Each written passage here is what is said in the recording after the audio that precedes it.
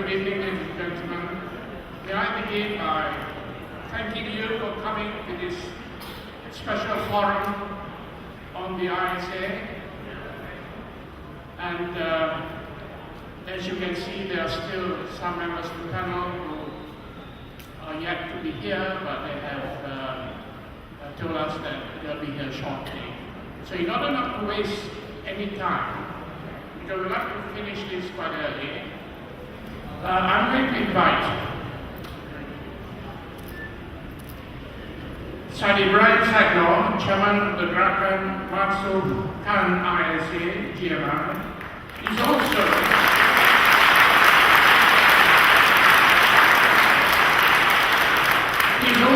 the Deputy President, Jamaah Islam Malaysia. But before I give the floor to members of the panel, I have something to say myself. Now, I begin by asking ourselves, what has happened to this country of ours? Does it not matter in the least bit to those governing this country that their moral legitimacy to do so is all but eroded with their continued disregard and disdain for the rule of law? The Barisan National Government seems to resent deeply the very notion that the rule of law is a fundamental part of our rights under the Constitution. And the Internal Security Act was never part of the bargain. It is a cancer eating at the very foundation of our democratic systems and principles. The ISA is a blot on a judicial system because while it has the appearance of having the stamp of parliamentary sanction,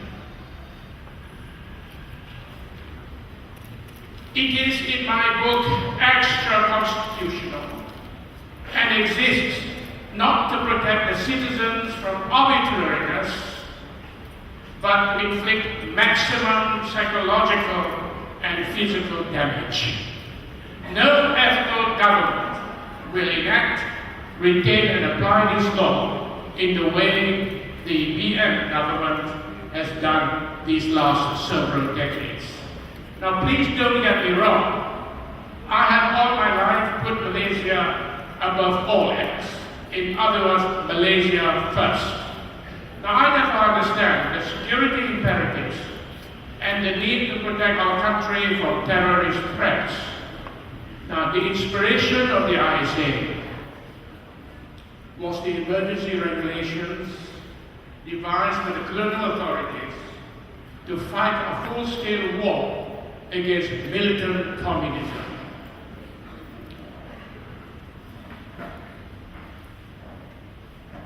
The emergency regulations were specific in their application. Now the ISA, their successor, was intended to be used for much the same purpose. But that was not to be, because the government saw in its abuse and manipulation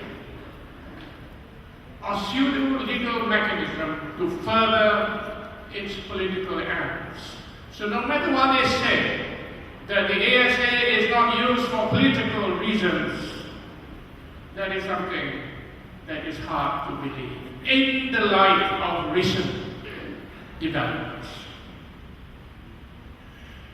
Now, it has been used to give protective cover to a regime that cannot pass close domestic and international scrutiny on a whole range of good governance indicators.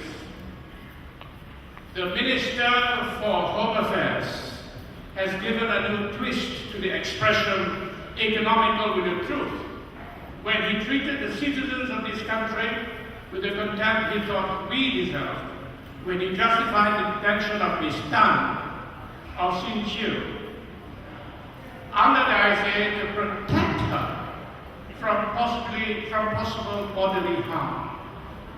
Now, if the police had made that statement, we would not have been too surprised But that explanation coming out of the mouth of a cabinet minister has not only made him a figure of fun and ridicule, but he has also degraded the high office he occupies.